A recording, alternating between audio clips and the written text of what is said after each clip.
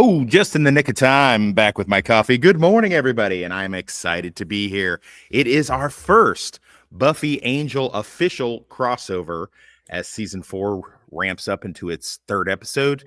Angel as well. They are tandem with each other, and this is our first major official crossover, starting with the Buffy episode Harsh Light of Day and ending with the Angel episode Into the Dark. Although we'll find out later, those titles might be best served to be crisscross applesauce. Anyway, before we get to all that, Toonie Boy, Northern English Bastard, Critter Kingsford, we are Marine Corps less today, but that's okay. We did go on just a slightly bit early, but how are you doing this morning, gentlemen? You were a fan. Yeah, I'm doing all right. I'm doing all right as well. I'm splentiful as always. I do hope that the panel can complete before we get too far into the stream. Well, every now and then you got to go with what you got. You know, the show must go on, so to speak. I'm sure he won't be too angry with us about it, so it should be okay. I'm not too worried about it. Northern Critter, you guys doing okay? Well, to be fair, I'm doing fine. I see. A little inside joke for anyone who didn't. Little inside joke. Yeah, I'm not going to play the clip because, as I said in the green room, we're trying to keep it under an hour. Anyway, we start with a Harsh Light of Day. This, this two-parter lives very well in my mind. I was so excited to see this. I came home and my sister had told me, because I work nights and she worked days. She had told me, she goes, "Hey, I got the Angel and Buffy tape for him." Like, okay, you get to live for another day. And then she's like, "Yeah, no, they crisscross." I'm like, "I don't understand." She goes, "No, both episodes, like it's like the same story."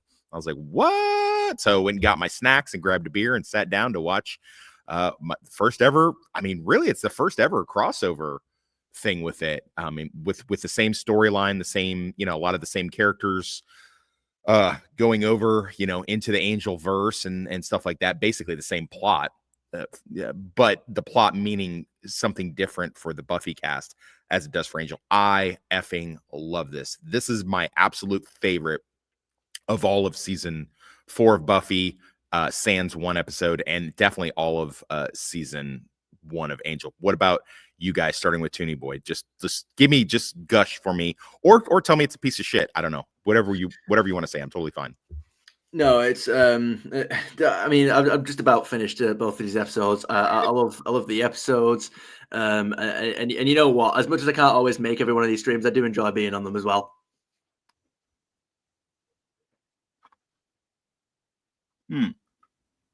Oh boy. Toxic, has your signal gone again? I think it's just no. I muted my mic while I sneezed. Sorry. For the audience, I'm having a bit of late, like into the winter allergy attacks. I'm having to double my dosage. I don't know what's going on. I'm just allergic to the bullshit of my job, maybe. And no. Buffy has taught me that unexplained things mean demons. So just get a crucifix. Yeah. Could be that. Northern, do these live well in your mind as they do with me, or do you think it's kind of cheesy? No, I kind of like these episodes. I think the ring MacGuffin thing was kind of an excuse to sort of like have Spike connect. It was. It was really, but it's any excuse to bring Spike back into the fold is all right in my view. And plus, this is where Spike actually comes back as a proper regular character as well in the Buffy series. Anyway, and it's a good little nod, and it's a good little nod back to Buffy that still lets the audience know, what happens in Buffy is still canon in the Angel series as well. And these are both pretty good episodes, and James Masters just kills it in both episodes once again. Yeah, he does. Yes, he does. Well, without further ado, Critter, I will get to you. I know you have something you're chomping at the bit to tell us, as you can work it in organically. I would love to hear it. I think probably the best bet would be a certain person's monologuing in the Angel episode might be the best time to bring that up. But got it. So we start off in the Bronze, and so they're hanging out now. They're college kids, and they're hanging out in their high school By the way, this is a continuing trope throughout the series. They keep going to the bronze. That never stops.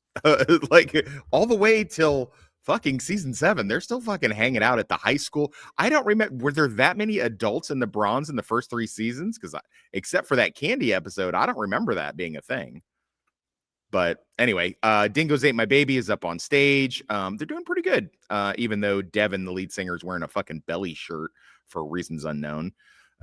Willow and see, this is why I call into question Willow's lesbian fucking shit, because she sure is gushing on Parker almost just as, and then just like we're supposed to believe in a few months she's gonna slide into and get inducted into the Pink Mafia. I don't know, man. I don't buy it. It's not anyway. She just needs a factory settings reset again. That's all. She just needs some deep dick, is what she fucking needs. Maybe a well-placed flute, if you know what I mean. If you know, you know. And Willow kind of analyzes the situation. God, but look how cute Buffy is in this little peasant top. God, she's so fucking adorable. I had forgotten how, I never really had a thing for Buffy back in the day watching these, but as I've gotten older, and she and I are like the same age and all, and I've realized that I like look at Sarah and I'm like, man, she looks, because she looks like a plastic figure now with all her Ozempic and fucking, Botox shots and all the shit that she gets into her face now. Freddie Prinze doesn't do that shit, Sarah. He doesn't. Freddie Prinze has gracefully aged with a nice white full beard, and this, you're not fooling anybody with your bullshit. Just letting you know, Sarah. And lying on Joss also pissed me off too. Anyway, I digress. So she kind of just says, she tells off, Buffy's having thoughts about Parker, and they're kind of lusty, wrong feelings, kind of cute little quip. And Buffy says, no, I totally am. And she says, not wrong, because you're free to do what you want to do. Kind of co-signing on this bullshit. And knowing what we know later, no bueno. So they go out and they're loading stuff up. We are reminded how much of a fucking pillowcase Devin is. Fucking belly shirt. Why are you wearing a belly shirt, bro? 1999, not 1989. And Harmony rocks up.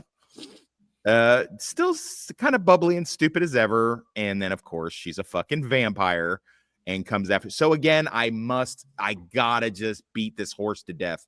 Why are they not walking around with weapons? Why?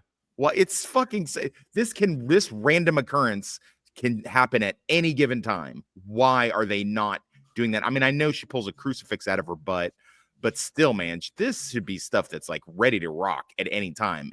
Is it just? I mean, right. They're supposed to be experienced fucking vampire slayers, aren't they? They should know that they should always be equipped. It's like in True Romance, it's better to have a gun and not need it than to need a gun and not have it. That's what I was thinking. That this is their life, that they know vampires exist. They've been fighting demons and monsters, and no offense to Oz, werewolves.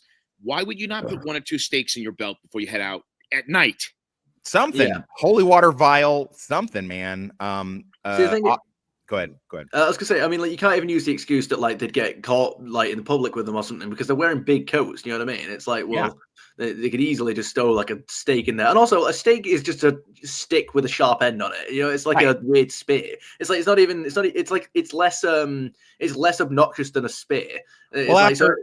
After season, sorry to cut you off, after season 3 finale, we know that pretty much all the class knows. I mean, they were all involved in the fight. So why not? I mean, who gives a shit now? It's not like they're the superheroes trying to protect their identity. I know that technically, so the lore goes, on the one hand, it's good when Buffy rocks up to an area and they're like, oh, she's the Slayer. But as another thing, it's good that people don't know that she's the Slayer. Because if it could leave, her loved ones could be vulnerable. Hey, it's Mr. E. Hoorah. What's up, brother? Welcome. Much. Yeah, I got an early start, I guess. Sorry about that. We did. I should have said I had to be at the hotel earlier because we had a big event here last night, and then I've got to turn and burn, go eat and take a nap and come back for the Chiefs game this afternoon. So I apologize. I thought that message got to everybody, but anyway, we soldier on. We're balls deep into the beginning, the first act of Harsh Light of Day, episode 3 for Buffy. So fucking I'll tell you guys this, knowing ahead of time what a fucking douche waffle this guy is, this is painful to watch.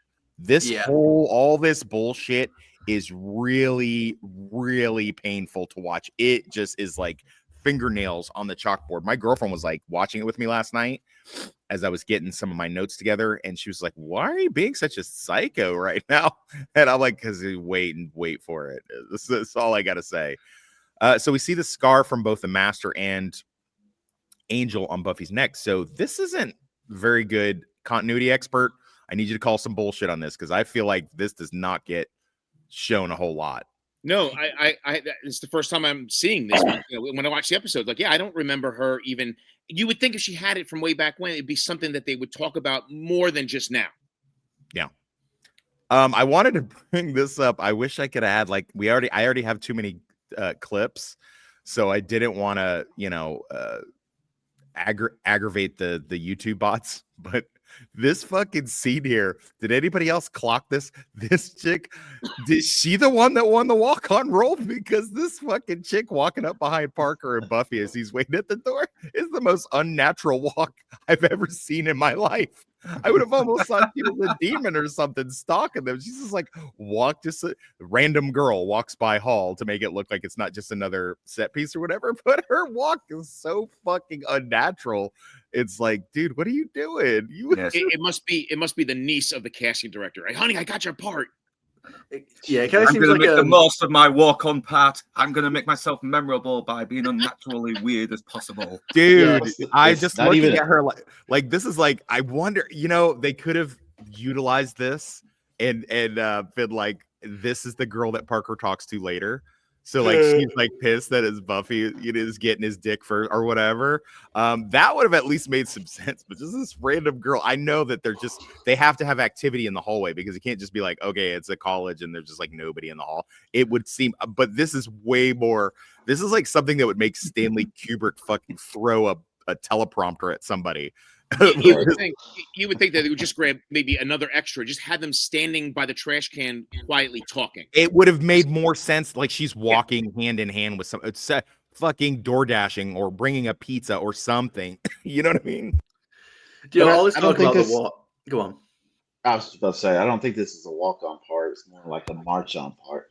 She's just barreling in. She looks like she's trying out for the brown shirts. It's crazy, dude. Anyway, whatever. It kind of makes me want to watch the Dead Poet Society again. So Willow and Oz come rocking up, and I like the little subterfuge. Harmony's back, and she's paler than she was before, and my neck is the whole angry puppy thing didn't even need to be said. That was plenty right there. Buffy could have just been like, hey, she's got a ex-girlfriend that's the psycho, but I get it. It's cute Whedon-esque dialogue, and for those that don't know, in this universe, the vampire has to drain you almost completely until your heart stops and then feed you some of his or her blood in order to turn you. So just getting bit is not gonna do it in this universe. I love this little beautiful, this is Sunnydale. This was very well done. A lot of this was very well edited. And I don't usually notice stuff like that, but I did notice it, because I'm making the fucking screenshots and the slides. And I love how this is just the natural.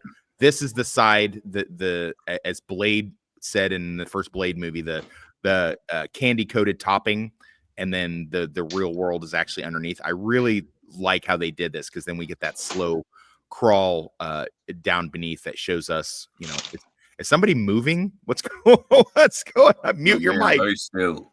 Very still. Mute to your the mic. point where no one can see me. Clever. So we get the big reveal that it is Spike is the boyfriend that Harmony was discussing. He's got weirdly another British. Did he bring this guy back from London? He's got another. Yeah, I was really confused as well because he looks like a typical sort of California high schooler in the Nazis. But he somehow has posh, doesn't he? He has Vampire Toonie Boy down there with him as one of his lackeys, and he has like a generic ass fucking name, like Brian. His name's fucking Brian the Vampire. Hi, I'm Brian. And hey, just because I spend all day indoors doesn't mean I'm a vampire, all right? Even if I'm paler than Angel. All right, well, fair enough. I do like the whole. So basically, Harmony, my ex-wife loves this. My second wife, the blonde, she loves this because she's basically Harmony, and I'm basically, especially the way that she brings this side out of Spike, the kind of just annoying the piss out of him with trivial bullshit while he's doing his evil master plan, but still kind of fucking sexy and cute at the same time. Then they decide he's going to take her to a party, and it's the same party, of course. All the gin joints in all the world. You had to walk into mine. Of course, the party that they're going to on a fucking Saturday night, it just happens to be the same one Buffy is at, but whatevs. Oh, I forgot to mention. So this group that's playing in the back, one of the famous groups in the 90s called Biff Naked. They were like a alternate version of No Doubt, the Gwen Stefani band. It was like Biff Naked. And then I guess the world decided they didn't have enough room for two fucking ska bands with a hot chick with a flat tummy, a couple piercings, and some tattoos, and a really good lucid dulcet voice. So the entertainment world decided to go with Gwen Stefani and her band. Or probably Gwen Stefani slept with the right people and Biff Naked did not. So most likely. But that's a little trivia for you. One of the times that, you know, a band that was famous at the time pops up. Anybody else know Biff Naked besides me? I'm from Florida. I'm from Florida, where ska was like really popular. So I mean, you know, that may be more of a reason I would. I did. I mean, being in the live music capital of the world, as they say in Austin, it was like, yeah, no, fair play. But yeah, so they're moving around in the typical party. Although I'm fairly certain that set gets reused. You guys get that vibe? Does that party set get reused in other episodes? I feel like it does, because it looks. I wouldn't be surprised, because sometimes they do sort of got to, you know, not go over budgeted, don't they? So it's a good way to kind of like keep things resourceful. You know, to save money, you just redress the same set for like the library, the office, or the garage. Yeah. Okay, got my notes because I wanted to make sure I had my quotes and my notes, so I got those out. I hope you guys got your quotes for the episode. Of course, the bad guys run into the good guys, and I like how Harmony claps at Buffy again with outfit shit. I think Buffy always looks super cute, but it's always some female bad guy that's fucking riffing on Buffy's outfit for some reason. Like, oh, that's a cute outfit last year. Like, good for you, Harmony. It's like good. A little mini fight ensues outside, and Harmony spills the beans that they are there for the gem of Amara. And I love Spike's face. Like, what the fuck is wrong with you? Like, you're the worst villain ever. Why? He's turned around and he's like, hum. I gotta feel like he knew what he was getting into, though. So I love this like money shot, this aura shot. They're gone, and Buffy's still sitting there posing with her fucking steak. Buffy knew to bring a steak, so at least somebody's thinking. I fucking on your rocks up on Xander putting up his disco ball in the basement. Good for you, Xander. Make the most out of your situation. It just takes off her fucking clothes. I love the squirting of the juice because he was so surprised by her bullshit. Let me pull my banner up. Fair use clip and go. But it's about expressing something and accepting consequences. Oh, I have condoms. Some are black. That's very considerate. I love the I love that scene so much. I mean, Nicholas Brendan, his timing is so, and the two of them together, because both of them are excellent comedic timing. I just love it. I have condoms. Some are black. That little head tilt to the side, like, you know, just an aside. This is like a concession that, well, just some of them are black, just so you know. And his whole, he was going to say that's not the point, but it was like, that's very considerate of you. Yeah. I love that at the beginning of that scene, like she's talking about sexual intercourse, and she goes, as I've told you like a dozen times, sexual intercourse is like, so they've been having this conversation for a long time by this point. Yeah. I'm just working on some hysterical deafness here. Sorry. Yeah. Buffy is run across. I like this dynamic. So they've kind of ironed out their dynamic a little bit. So he's not going to be actively like sitting in the library, but she knows she can call him with some, I don't know, I need exposition. I need explanation on this thing.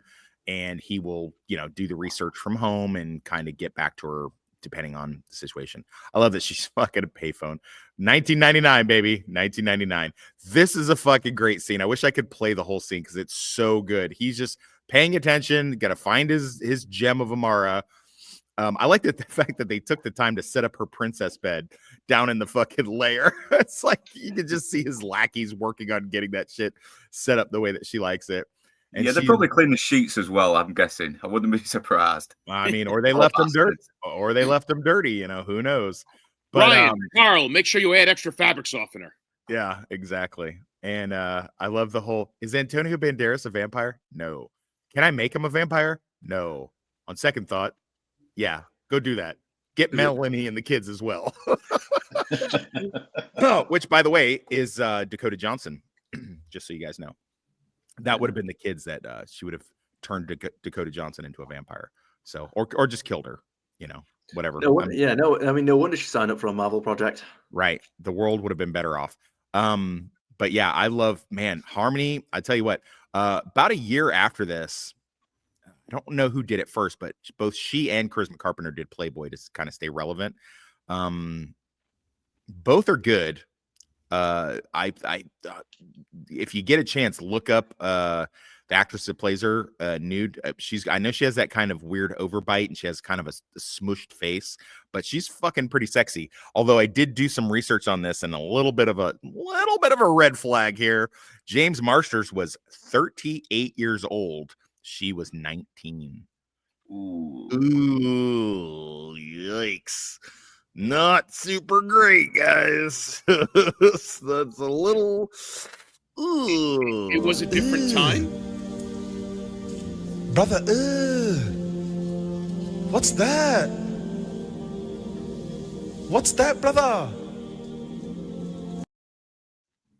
It could have been creepy. Yeah, she could have been a lot younger at the time, but thankfully, she's still kind of the age consent. So, yeah, well, I mean, so she's 19. It's only acting like on top of the clothes stuff. I mean, not technically, but you know what I mean. The social justice warriors of today would be fucking foaming at the bit if this. I mean, shit. Leo just got himself a 19-year-old girlfriend, and they are collectively losing their shit like Sydney Sweeney did another jeans ad. So I'm just saying.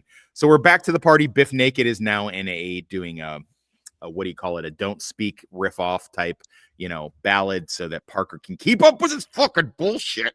Oh God, I hate you, Parker, so much. I want to melt his eyebrows. God, I hate him so much. Yeah, I'm looking forward to the episode later when he tries it with Willow and she just fucking laughs in his face. Yeah, no, and then we never see him again. It's like perfect. Perfect. No, we do see him again because Riley rocks his shit later. I don't remember that. Well, okay. Well, we'll get to it, my friend. We will get to it. Buffy lets Parker take a poke and wakes up to another empty bed. So, yeah, not great. Not great. And then he immediately comes up with the, I've got shit that I got to do. And, Buffy immediately goes to tell her friends, I let Parker take a poke. No, I'm just kidding. It's this fucking bad, awkward. The rest of this, there's like a full 5 minutes of Willow trying to co-sign and Buffy fucking hoping that he's going to be cool and not be a douche, but he is a douche. And she actually has to fucking apologize to him. And boy, it's just fucking bad. And then she just mishandles it and misreads the whole situation. He fucking rocks off, leaves her alone, and he kind of makes it seem like he's not wrong either, which is crazy how he's able to fucking do that. I mean, kudos to him for being a manipulative shit, but at the same time, he does it in a sleazy way. Whereas me, like when I do a one-nighter with a chick, I just tell him I'm like, listen, this ain't going nowhere. Just so you know, I'm like, and you were the one that said I didn't have to wear a condom, so go to the clinic and get that looked at because it's going to be. You will get some burning sensation for about a week or so after me. pH balances are going to be bad. But anyway, Spike does find the gem. He comes up to the surface, and we get this little banger of a scene. That was pathetic. This is a great scene. I don't know what Passion of the Nerd is talking about, but this is all fucking wonderful. I love this line. Squirrels making lots of rotten little squirrels. Sun beaming down in a nice non-fatal way. It's very exciting. Can't wait to see if I freckle. Just see it Spike out in the daytime. He's just fucking swaggering like a motherfucker here, man. He is so good. It's crazy how good he is. Yeah, I'd wear that ring just to stay indoors. Right. And I think he lets her stake him here just so he could show off the fact that he's not going to get hurt. I'm fairly certain he does because she gets this finishing move. Yeah, I think he let her do it right there. And then wouldn't you? That's the thing. It's like, if you're invincible and you're having a fight, like you'd make a bit of a game of it, but then you'd leave yourself open, just be like, I've got I'm fucking invincible. I'm not gonna lie, I stole this line for my book. I stole this line from Joss for my book because it's so fucking good. Official sponsor of my killing you. I love the official sponsor of my killing you. It's so good. So we get a nice little fight set piece between the two of them. Buffy, as usual, like I said, when she's feeling low and she's off her game, she starts fucking up. And it's not until he brings up Angel saying that, Angel said she wasn't worth. Oh, and Xander comes in like a fucking dumbass and gets his ass fucking beat. This is dumb. It's dumb, Xander. Whatever. Where did he come from? Yeah, well, there's like literally nobody else out here on the quad. Like, no one's like, why is this blonde British guy beating the shit out of little Buffy over here? That's so crazy. And she fucking has to find her mojo as usual because somebody says something she doesn't like. I love the whole, that pot could take a poke, guy. What'd you do, bruise the boy? He really fucking digs into her, man. He is just going fucking to town on her. Like, it is great. I guess you weren't worth a second go. You know who said so? Angel. And that's when Buffy comes back, full on, just knocking the fucking dog shit out. Figures out where the ring is, pulls it off of him. He tries to bluff by saying they'll both burn if she takes it off, but she knows that's bullshit. And then she has the ring. So great set piece, great fight. I like it. I know some other people have said they can see the stunt double, but I did the slides. I really couldn't see the stunt double that much. So I think don't just know. one quick shot, I noticed a stunt double, but it was like the back of her head and she was falling down. I'm like, oh, okay. Yeah.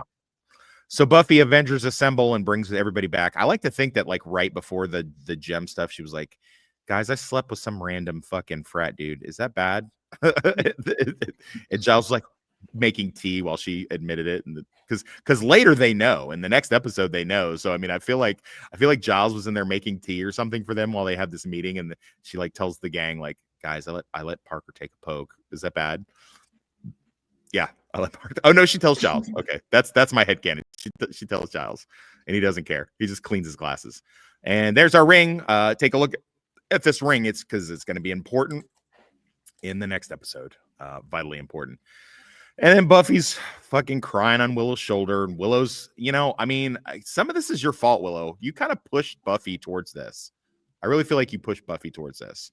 Anya's upset because she thought fucking Xander would get him out of her system. And of course, Harmony's upset because she's being mistreated. And the three girls are just walking around the quad. And it's all sad. Yeah. So anyway, you can't really blame Willow. You can't really blame Willow though. I mean, it's just like the first indication that she knows more about women anyway.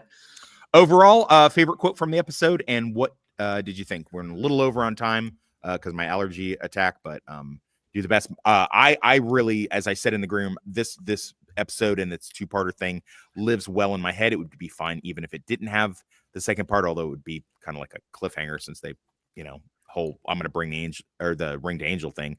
And of course, my favorite quote is the Banderas thing. Yeah, actually, go do that. Do Melanie and the kids as well. That's my favorite quote. Toonie boy. Mine, as I said in the group chat, was just listen to me, you stupid bint. What is that? Okay, so that's British slang for something. What is that? Yeah, mean? It's like bitch. It's basically just like just dumb bitch. Like that's basically what it just means. So it's just got it. It's just my favorite. That was just my favorite exchange in the whole thing. I didn't even care about like the rest of that conversation. It was just the fact that he just reached his limit, turned around, grabbed her by the arms, just listen to me, you stupid bint. It's my favorite. Critter. I love both episodes. The way they blend. Yeah, a little silly how they blend in. Just to repeat what Luke had said. Sorry, bastard. My favorite quote is Xander. I don't get your crazy system. And Giles, my system. It's called the alphabet. Oh, okay. Mr. You know what I never noticed about that scene until like the line of dialogue Anya said, your mom said you're over here working. He's like, yeah, I need a little bit. So Giles had to pay Xander to come over and fucking help him with shit. Or did he or was he just feeling sorry for Xander? Feeling sorry for him. Yeah, you're right. That's my vibe. Mr. E, go for it, brother. I thoroughly enjoy this, but I wish they did something more with the ring, made it more an overall arc. It just seemed like it fizzled out really quick. I thought that could have been. It's a MacGuffin, like Bastard said. It's definitely a MacGuffin. So I mean, it's not, Yeah, but my favorite. I hear you. I hear you. Yeah, my favorite quote is where Anya to Xander, where she's like, "I like you. You're funny, and you're nicely shaped." Yeah, it's ludicrous to have these interlocking bodies and not interlock. But the fucking dialogue is so on point in this episode. It suits her character as well, because she's still kind of coming to the fact that she's becoming human again after such a long time of being a demon. So it's kind of adorable when she just speaks that way. I don't know why. It's just something about the way she does it. Up until season 7, Anya's one of my favorite characters. Season 7, I don't like her anymore, but like a small element of fish out of water. She's trying to learn how to become human and probably accept the fact that she won't go demon again. Yeah. Northern, go for it. Floor is yours. You love that tunnel more than me. I love syphilis more than you. Love it. Love it. Okay, and I'm assuming, of course, you like the episode and the two-parter as a whole. Yeah, though it's fun. It brings back Spike, and it has him sort of like pop into Crash Angel as well later on, which is always good, which is always fun. All right, let's get into Angel, the two-parter to this, the second part, and everybody mute your mics, please.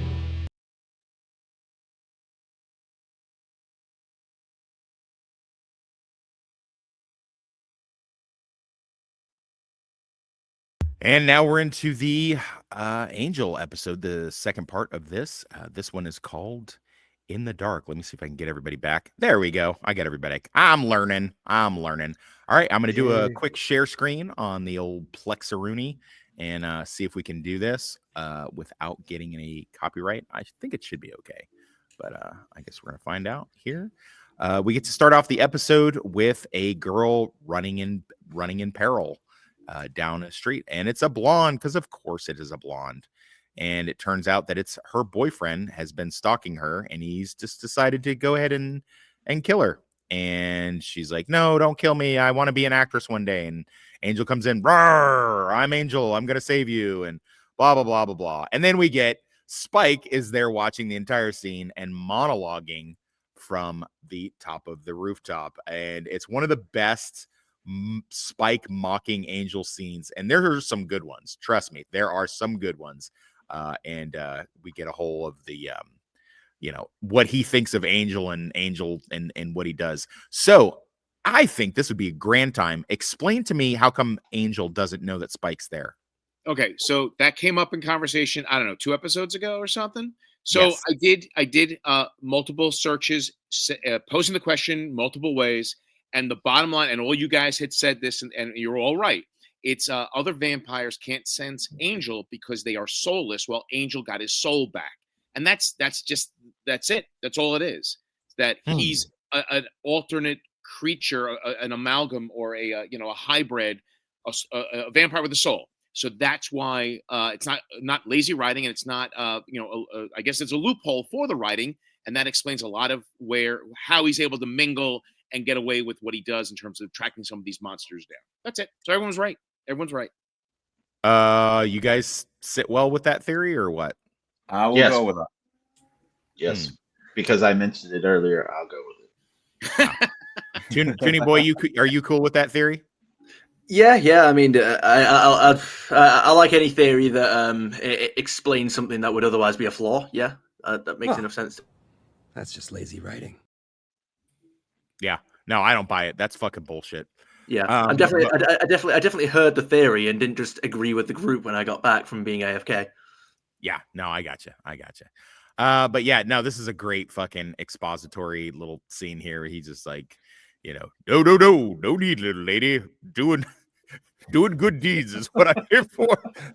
And all this. And then there's that and to the Angel Mobile, the Batmobile. Yeah. Quickly, to the Angel Mobile. Away. I also like the little I've used this quite a bit. When he's mocking her, it's like, it's okay. I've got a brother who's gay, so No, it's his nephew. Sorry, nephew. a nephew is gay. You're right. Say no more. Evil's still afoot, and I'm almost out of that Nancy boy hair gel I like so much. Yeah. It's James Marsden. It's so good. His name. Wait, what? The actor's name is James Marsden, isn't it? It is Marsters. Yeah, it's James Marsden. Sorry, Marsden is someone else, isn't it? He's like Cyclops or something. Marsden. Yes, Marsden is Cyclops or Westworld or many other. But it's James Master. I can't remember. Listen. It's okay. It's okay. Listen, Masters. Masters. James Masters taking commissions. Why do I feel like the fucking the miracle worker? Water. It's water. No, it's water. It's water. A bottle water. No, it's water. It's water, Toonie boy. Water. How about that? Yeah. Is James Master actually is he taking commissions to like mockingly narrate and voice things? Because I feel like I need him in my videos. I mean, he fucking probably would. I mean, I'm not gonna lie, he would probably he's like 63 now, so I mean, yeah, I think he would definitely do it. Yeah, he's old as fuck, like in these early things. I know he looks young, but he's actually in his 60s. So Oz rocks up to LA, and I love that fucking Doyle is just chilling. He's like in his new, like, Doyle's got his mission and he's just kind of chilling out and it's all good. And I love that Cordelia she just can't believe, when she makes the invoice for blonde girl stalker bullshit, and she's like, look, invoice, and he's like, oh, that's not money in your hair and your hand, darling. That's mail. He's like, but she has to pay. That's like our whole structure of our society. He's just like, well, down and outs are also defaulting is also part of that. I like the little shout out to Matthew McConaughey. So this is 99. Matthew McConaughey wasn't that super popular. She kind of called that shit. With Matthew McConaughey being so great. I like it. And then it's Oz. I love that she like makes a big deal that he's Oz, and he's what do you call it? Like one of her good friends, but she only goes so far. And then he's just like, "Are we done?" Yeah, and I love the does he reference the title of the episode as well? Because I'm going to take a stab in the dark here, and you'd be Oz. That's a good. No, yeah. No, that's a good catch. I didn't catch that. So good for you. I'm trying to remember. Like, I'm not just making that line up. I know he says something, but I can't remember if he actually does say stab in the dark. Yeah, no, I think you're right. I think that's spot on. I mean, I defer to the rest of the panel, but I'm pretty sure that's cool. Right away, this whole thing just I know it's a crossover and we've got Oz popping in here, but this whole thing just feels a lot different. Is that just me? Doesn't this whole like setup just feel different? Then like this is when I really noticed that these are two very differently aesthetic. I didn't know that term back then, but like the aesthetics of both shows are like really, really different. Like we've gone into we've walked away from bright Sunnydale and into this other dark LA noirish type thing. Is that just me? Or no, I kind of felt like so. I mean, agree. That's a good thing as well, isn't it? It's definitely a darker tone, even though these two characters from Buffy are a little bit on the wackier side or silly side. They're both being within the confines of this universe, subtle and low key. Yeah. What was it you said, Northern? Got stepped on a little bit there. Oh, I'm sorry. No, I do feel that as well. I mean, especially when you've got Oz from a completely different tone of a show coming into this much more darker, noirish kind of vibe here as well. But I did get what you meant as well. I mean, I couldn't really fully describe it, but I can see where you're coming from.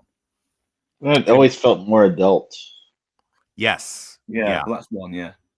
I like the whole thing with they're both sort of Oz, and although Oz definitely seems like a kind of a positive person, he is a bit, laconic and melancholy as he likes to say, and they have these little short way of speaking, just very Spartan and to the point. I also love Cordelia reading the situation right away and just like, oh, she didn't want to show up herself. This is one of those things I should just kind of stay out of. I must have to say that like once a week. And I must have to say like, okay, this is one of those topics I should just shy away from.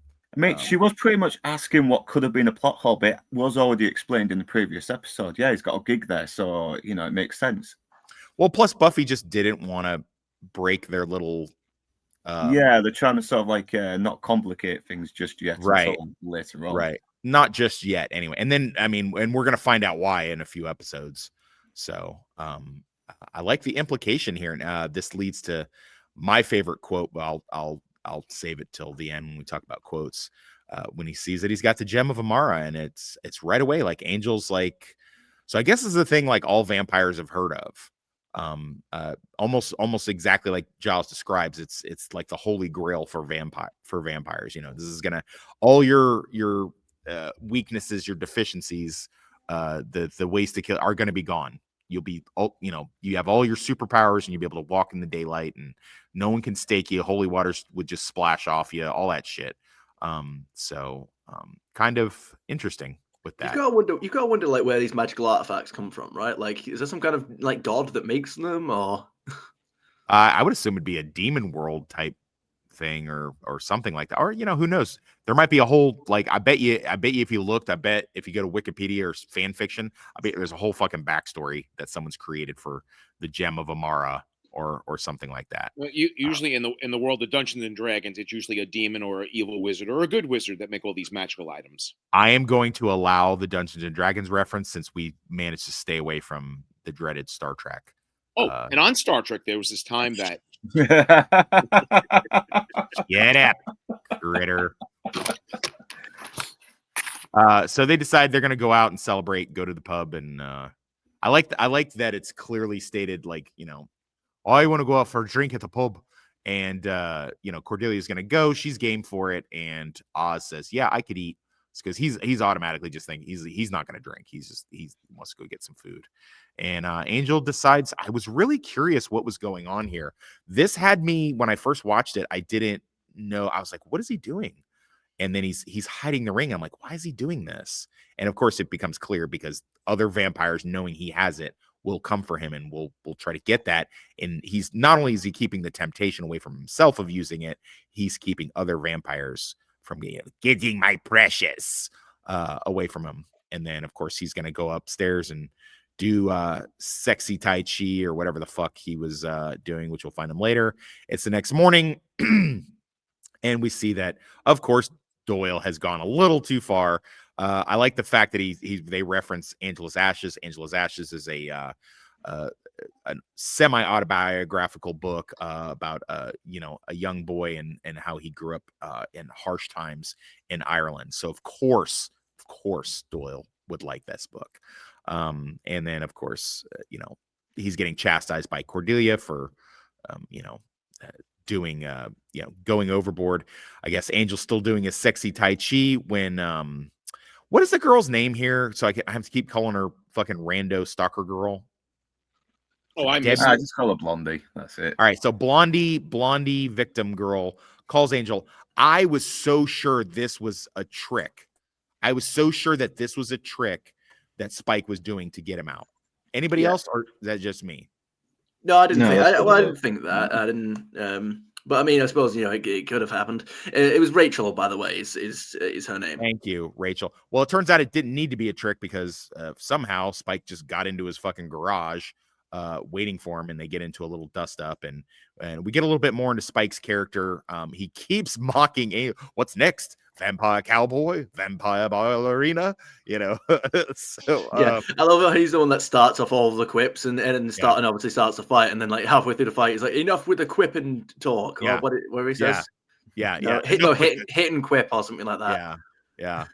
And you can see damage. The little Angel sustains a little damage, and unfortunately, Angel's original idea to have this mission be like a solo mission This is the reason why, because then he's got collateral damage. Doyle might be okay. He can kind of handle himself a little bit. He is part demon, but Cordelia's very much with just his secretary and assistant, whatever you want to call her, and no real powers or anything. So this is a problem. I love the fact that Doyle explains what I've known for a long time, which is, yeah, you don't have to invite a vampire into your house, but you can fucking set it on fire while you're in there. Kind of makes you wonder why that wasn't done more often, but yeah. Lamp shading.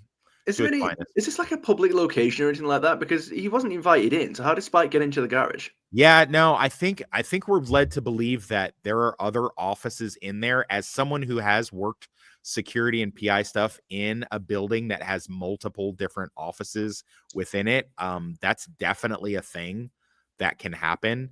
God, I miss my old office. I had this really cool office that was like down in like a basement, and I like had these like tunnels and stuff that I could actually go to. It was really cool. Fuck, I miss that office. But, I also almost wonder, a vampire needs permission to go into your personal area, like the public parking garage. He would not need permission, while your actual home or apartment, he would need permission. That is what I've understood. Since they're able to get in like hotel rooms and shit, that is also how I understood it. But I mean, if you think about it, if it said public garage, then he's able to go in. Because remember how Angel got into the library and killed Giles' girlfriend on Buffy. Yeah, no, yeah, because I think he even says something to the effect of, all of those seeking knowledge. Right. I'm a knowledge seeker. That's why they say you shouldn't have those floor mats in front of your house that say welcome, because it's a way to let demons in or whatever. So no, I actually believe that. I don't have a welcome. There was a welcome mat in front of my loft, and I just kicked it over to the next door bar. I'm like, you can go in the bar. Yeah, you can come up to my loft. So anyway, fucking this. I really wish they had clipped more of this. Is not interesting. This whole, I get it. It's allegory for Angel is saying thing, like you gotta not be going into these toxic, fucking see what I did there, toxic relationships, and after a while you'll be stronger for it. I get it, but it's really pedantic. So take a look right here. Do you guys see this? That's a Irish clotter ring. And he's got the heart facing outward, which means that he was in a relationship. We're going to find out later, but he's no longer spoken for. Did you guys clock that, or just me? No, I wouldn't have. No, I wouldn't have even noticed that, because I don't know what any of those signs even meant. It's like a promise ring. It was brought up in season 2. But I mean, I knew this a long time. I'm Irish. I gave it to like my first girlfriend, and my current girlfriend has one actually. So it's the crown is for loyalty, the heart is for love, and the hands indicate friendship and togetherness. And you wear it with the heart pointing towards you means that you're spoken for. So and I had no clue. Doyle is wearing one, but it's pointing outward, which means he's no longer spoken for. I like that Angel's gearing up with his fucking bat gear. For all the gear and the fucking weapons and shit, he doesn't really use them that much. It's for show. Yeah, basically for show. He goes around fucking beating the piss out of everybody, and we get Spike actually did a distractionary tactic and got fucking Angel to come after him, and had a thing laying in wait, and he has Marcus, the torture something, whatever the fuck, Marcus, the evil torture master vampire. And, Spike got what he wanted, and they're still laying low. Marcus begins his bunch of torture stuff. I like Mark. I think Marcus is a cool character. I like the fact that now on Passion of the Nerd, Ian indicated that Marcus might have some sort of psychic abilities, and that's why he's able to like read Angel. I disagree with that. I don't think that's true. I think he doesn't really give that to me. I think he's just been torturing people and interrogating them for so long, and his tactics are so useful. He's just inferring a lot of stuff. That's what I get. You guys disagree with me, or do you agree with me? No, I agree with you. He was psychic either. I mean, I just thought he was a sick fuck who just likes torturing people and killing kids. Also, if he was psychic, I almost said if he was a sick fuck. I was like, no, if he was psychic, then he would have been able to see the stake kick coming. Good catch. Yes, yeah. Look at you earning your money today, Tooney boy. Fucking, he's running circles around you, continuity expert. Money. No, it's but also like after he's saved by Spike, he looked like really pissed off at Angel. Like he was, he came close. Yeah, to no, death, he was surprised. So. Yeah. By the way, if those of you who know Northern English Bastard in the real world or have seen him without his avatar, when his head is shaved, if he had spectacles, this is pretty much exactly what he looks like. Just so you know, for anyone wondering. I like the torture. Thankfully, he's a good-looking guy, so. I like the torture methodology that he uses with the music in the background and the constant repeating of the same question over and over again in order to break Angel down. These are some of, I mean, we didn't hit him with hot pokers, but some of these tactics were used in Guantanamo Bay when we had terrorists down there in order to get information. The constant droning on of the music in the background. Of course, we used rock and roll because, Haji don't like rock and roll. And the sleep deprivation, putting him in a stress position, and the repeating of the same question over and over again. So this drags on a little bit longer than it maybe should. As far as that goes, Spike decides to take the initiative and go fucking trash Angel's apartment because he's a vampire. He doesn't need an invitation. Yada yada yada. Let's see here. Bear with me, it's buffering. See what I did there? Cordelia and Doyle, they need to find the ring in order to exchange it for Angel. And when they do so, they have a nice little tense confrontation. Doyle shows some actual fucking backbone, pushing back against Spike. And Cordy has a crossbow, but Spike indicates that she could shoot it at him and he'd catch it. That's not just hyperbole, because we see actually Angel do that in a later episode. Doyle uses his demon ability to sniff out where the ring is. I like that little bit of exposition, blah blah blah. And then we get back to the big exchange in which they think that they're going to just exchange the ring and then grab Angel, but then we get a nice little rope-a-dope because he's like, did you really think that's what we were going to do? No, not really. Come on. You don't really think we're going to do that, do you? Not really. No.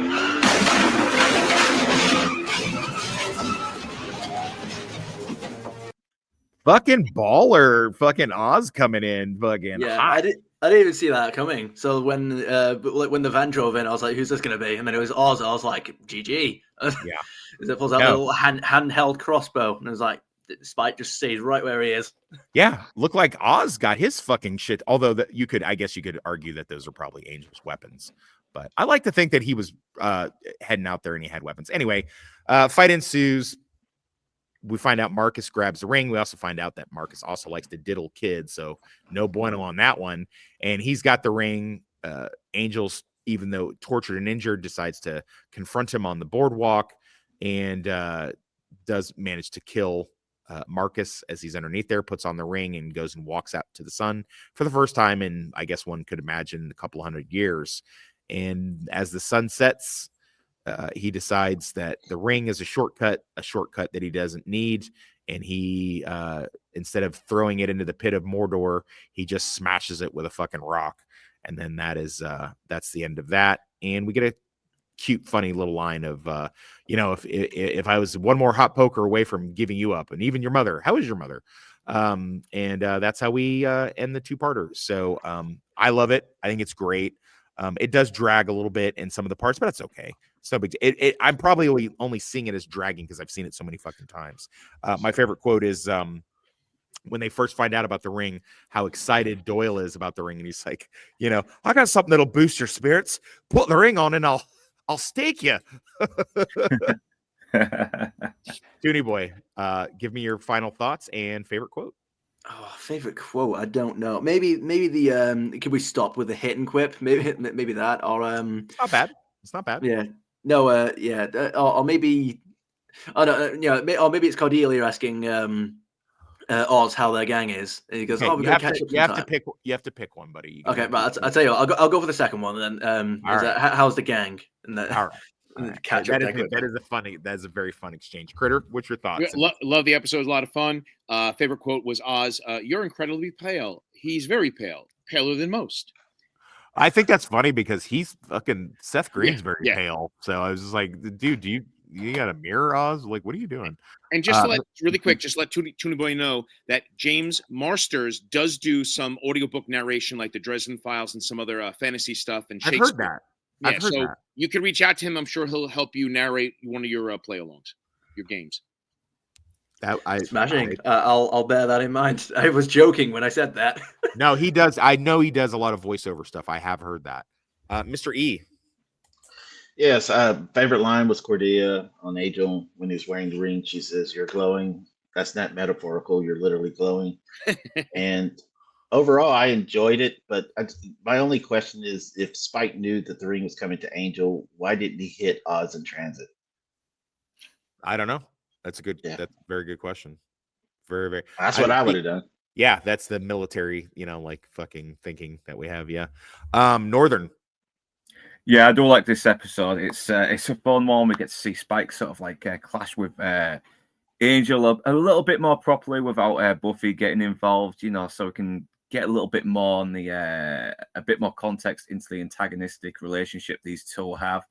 And once again, it's also fun as well. And you got, once again, Masters just steals every fucking scene he's in. And I think that's really about it. I mean, the dynamic on the team is still okay. It's not the better dynamic we get in later seasons, but it's still a very fun episode. And favorite quote is, do you two need to be alone, or can we just get to the ouchie part? That's good. Of course, it's going to be a Spike line. This two-parter lives very well in my mind. I really like the both of them. I like the whole situation. And fucking Oz double fist in the pistol grip crossbow. Dope as fuck. I like to think he had these in his van. I'm gonna say I think he had these. He might have gotten them from Angel, but you know what? I don't remember seeing. No, that's a lie. Actually, these are probably Angels because later in I think season 2 or 3, Cordy's got 2 of these. So these might be Angels actually. Anyway, the fact that go ahead. The fact that he thought to bring them is still pretty good. As far as that goes. Anyway, these are great episodes. Glad we got to keep it under an hour. I am of the opinion episodes 4 of both of these series respectively are not very good. It's the body fucking dropping guy in the next one, fucking what the hell is it called? I don't Pieces of You or I Love You to Pieces or some shit. And it's the Buffy Halloween episode that's like the worst Halloween episode where it's a haunted house and Buffy's just moping about Parker. I may just do that solo and just bang it out with a quick exposition just to cover my bases and then return next week for episodes 5 on both shows. What do you guys think? It's up to you. I'm down for it. That episode though. Your stream, you tell us. Toonie boy, I mean, we're in a democracy, so to speak. I mean, ultimately, I'll have the final say, but I mean, I don't mind.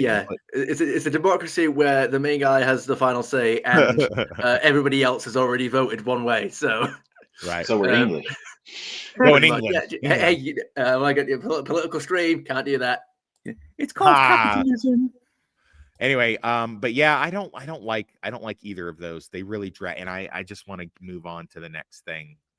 As far as that goes, so I mean, I think I want to hurry up and get to the initiative really, and more Spike, as far as that is. But anyway, we'll debate it in the green room. But I do appreciate everybody coming, and with that, please don't forget to like, comment, and subscribe. All of the individuals on the panel will be in the description of this video if you'd like to follow them on their respective channels or just catch them here. Either way, we'll see you guys next time.